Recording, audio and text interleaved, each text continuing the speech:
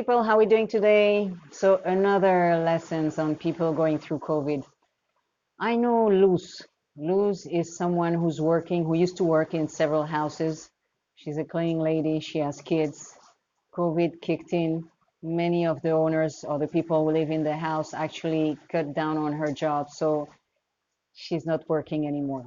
And I met with her and she was telling me, and I was really amazed on the optimism that this woman who doesn't have a husband to take care of the kids has decided that she has the faith and the hope that everything is going to get better.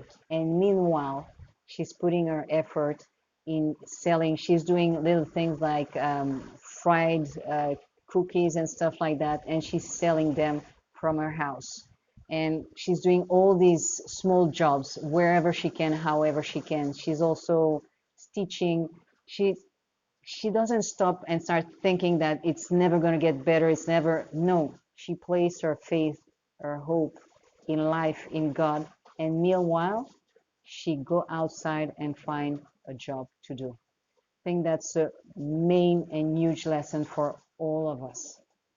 We need to keep our faith, our hope, and our attention in one we can change. Thank you. See you soon.